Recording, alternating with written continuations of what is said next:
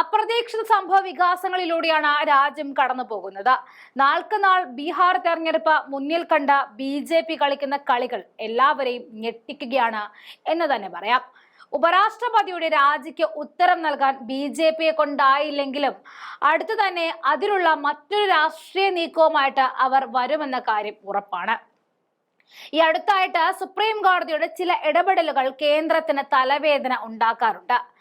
ഗവർണർമാരെ പൂട്ടിയതും നിശ്ചിത സമയത്തിനുള്ളിൽ ബില്ലുകളിൽ ഒപ്പിടണമെന്ന് പറഞ്ഞ രാഷ്ട്രപതിയോട് പറഞ്ഞതുമെല്ലാം വളരെ ശ്രദ്ധേയമായിരുന്നു.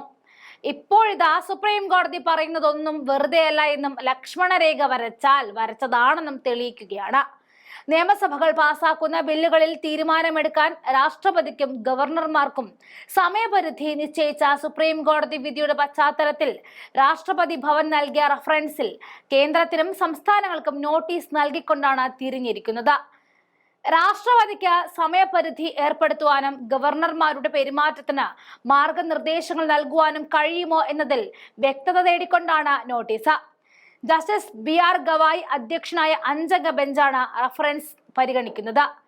ജസ്റ്റിസുമാരായ സൂര്യകാന്ത്, വിക്രംനാഥ്, PS നരസിംഹ, AS ചന്ദോർക്കർ എന്നിവരാണ് ബെഞ്ചിലെ മറ്റംഗങ്ങൾ.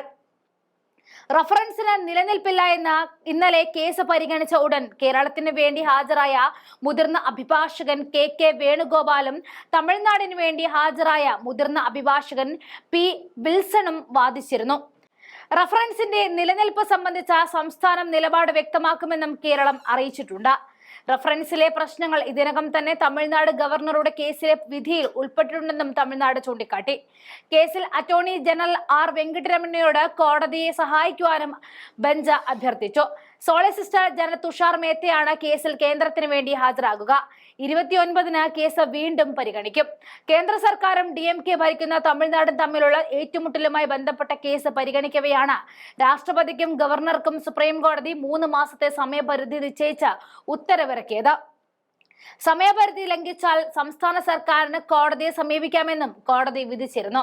ഈ വിധിക്കെതിരെ ഭരണഘടനയുടെ 143 വകുപ്പ് അനുസരിച്ചാണ് രാഷ്ട്രപതി റഫറൻസ് നൽകിയത്. ഭരണഘടനയുടെ 200, 201 വകുപ്പുകൾ പ്രകാരം നിയമസഭകൾ പാസാക്കുന്ന ബില്ലുകളിൽ തീരുമാനമെടുക്കാൻ സമയപരിധിയില്ല എന്ന് സുപ്രീം കോടതിക്ക് കൈമാറിയ റഫറൻസിൽ രാഷ്ട്രപതി ചൂണ്ടിക്കാണിച്ചിട്ടുണ്ട്. ഇതുൾപ്പെടെ 14 കാര്യങ്ങളിലാണ് രാഷ്ട്രപതി വ്യക്തത തേടിയത്. ഇതിനു മുൻപ് ചരിത്രത്തിൽ ആദ്യമായി സുപ്രീം കോടതി രാഷ്ട്രപതി പോര് ഈ രാജ്യം കണ്ടിരുന്നു. പൂർണ്ണ വീറ്റോ അധികാരമില്ല എന്ന് പറഞ്ഞ സുപ്രീം കോടതിയോട് രാഷ്ട്രപതി 14 ചോദ്യങ്ങൾ ചോദിച്ചാണ് എത്തിയത്. ആ ചോദ്യങ്ങളുടെ സാരാംശം തന്റെ തലയ്ക്ക് മുകളിൽ പറക്കാൻ ഒരു സുപ്രീം കോടതിക്കും ആകില്ല എന്ന് തന്നെയാണെങ്കിലും അതിനെ കടത്തിവെട്ടിക്കൊണ്ട് സുപ്രീം കോടതി ഇപ്പോൾ രാഷ്ട്രപതിക്ക് നോട്ടീസ് അയച്ചിരിക്കുകയാണ്.